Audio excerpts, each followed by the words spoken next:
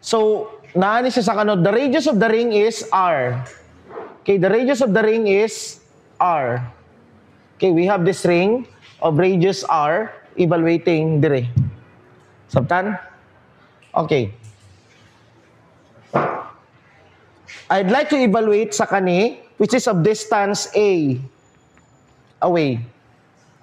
Okay? So this is the z-axis, the positive x and the positive y. Now, in order to do this, I'd like to have a small differential dira sa ring. So, ibig sabihin, if this is now the ring in the xy plane, this is the ring in xy plane, I'd like to have this small arc.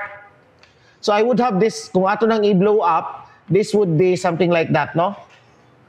An arc. Okay? Now, what is the position of this? So, this would be my r prime, right? Sa atong notation. That would be my r prime. And my r is this. So, ako ang r is 0, 0, and A. How about my r prime? My r prime now is of course 0 ang z dire. So my r prime now would be okay, ang r prime na ko dire, r prime would be x, y, and 0. Now, here I would demand, okay, inya na lang. So, naana ko yung position vector. So, what is this vector here? This is my vector r minus r prime, right? So, what is r minus r prime? Okay, so r minus r prime would be this. So, negative x, negative y, and a, right? And so, the magnitude of this is r minus r prime is x squared plus y squared plus a squared, square root.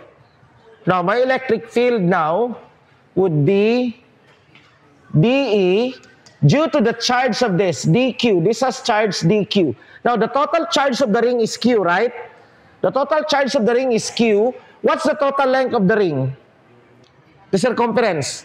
So, sa ato pa, lambda is total charge over the circumference, right? Which is Q over 2 pi capital R. Okay? So that, and, okay? Nasabtan? So, okay. By the way, in terms of this one, this is a very small length. Let's call this length ds. Arc length. Tama? And that arc length is, remember that this arc length will subtend an angle of what we call d theta. Right? What's the angle of a circle? Nakay circle, di ba? Nakay ang arc length diha. This is a radius r. If this is theta, so the arc length s here would be equals to r theta. But theta must be in radians, not in degrees. Sabtan? Okay. Now, we can now, this is just, but this is equal to dq over ds. Right? But what's my ds? It's r. So this is dq over r.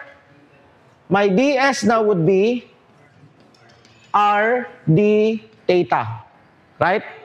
Kanisha. That is d theta. So this is r d theta. My r is, okay, capital R. Okay, capital R. So this would be capital R. So, unsay dq na to? From here, dq now would be lambda r d theta. Okay? So, my dE now would be, which is equal to k dq over r minus r prime. Ako nang idiretso ha, ang dq is this, lambda r d theta over r minus r prime. Kato siya. So, x squared plus y squared plus a squared raised to 3/2 times minus x minus y and a. Now, I would appeal to symmetry. All of the x and the y will cancel out. Dili na nako integrate ning dire because I would have to integrate ex, dex, right? Dy and dez. But because of symmetry, I know that this integral here will lead to 0. Nga naman, tanawa, kani siya would give you a dE dito, right? Somewhere dire. Like for example, kani dire. This one will give a dE padulong dito. But it will be cancelled by this part here na muhatag og exactly ana. I-cancel niya ang unsa. It will cancel the x and the y. So in fact, ang akong dE diri is gaana, right? Gaana. Now kung ana ang dE, unsay may tabo, kada nay ana mo cancel sa dito, right? So unsay mabilin katulang naa diri. Right? So I would only need to integrate the z kani. This will be 0. Now I want you to show that is 0, no? O dili sa karon. Okay. Karon na lang. Ha? Okay. So from this, my dEz, okay, I would now say that ex equals 0, ey is 0. My dEz now would be, okay, equal to, okay, I'll say constant dire. This is k lambda ar over, wala na, mora na. So, this is k lambda ar, the integral, okay, of what? D theta over x squared plus y squared plus a squared raised to 3 halves. Now, I have not yet, my ano is in d theta. Now, let's look at, you will be tempted nga i-move ni siya dito because walay theta dire, right? But recall that my x and y will depend on theta. I would label this as my theta. So, unsay tanaw nato, this is my x and that is my y, right? From here, my x is equal to r cosine of theta. And this is y is equal to r sine of theta. So this one, when you solve this one, it will give you x squared. So you will have x squared plus y squared equals r squared cosine squared theta plus r squared sine squared theta, which is factor out r squared cos squared plus sine squared is 1. So this is just r squared, which is just, of course, right? That's a circle. So I would now replace this as, it turns out that again, I am now safe that this is not a function of theta and this is a constant, this is a constant.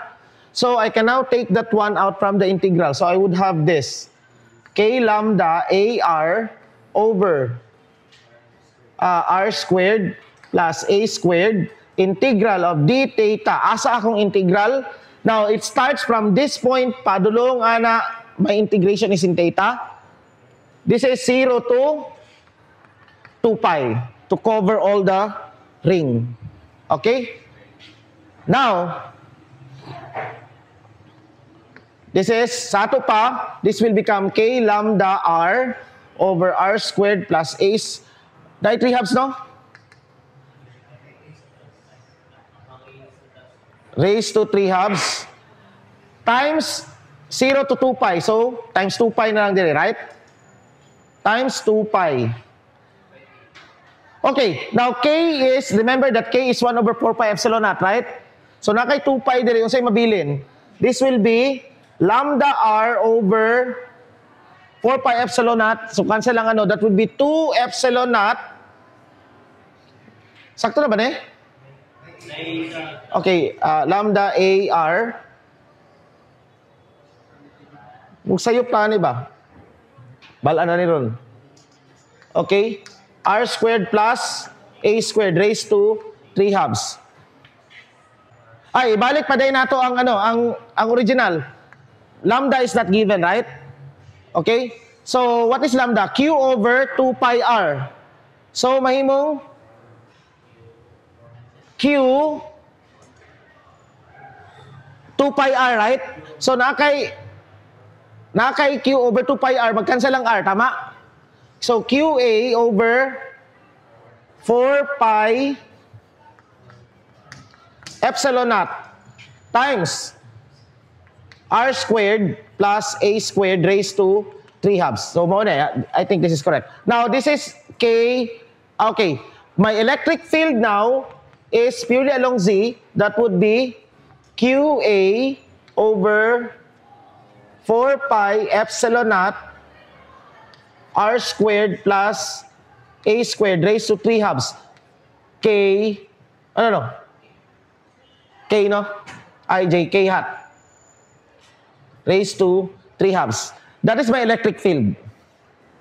Now, I'll show to you again that as we take a very, very large, what would happen?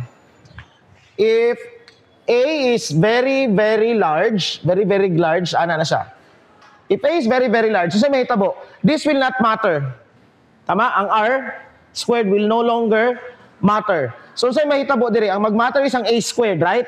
So ibig sabihin, R squared plus A squared will approach to A squared.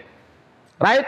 So A squared raised to 3 halves is A cubed. Nakay A dire, so sa ato pa, if A is very, very large, therefore our electric field becomes Q over 4 pi epsilon naught A squared, which is the electric field due to point charge. Right?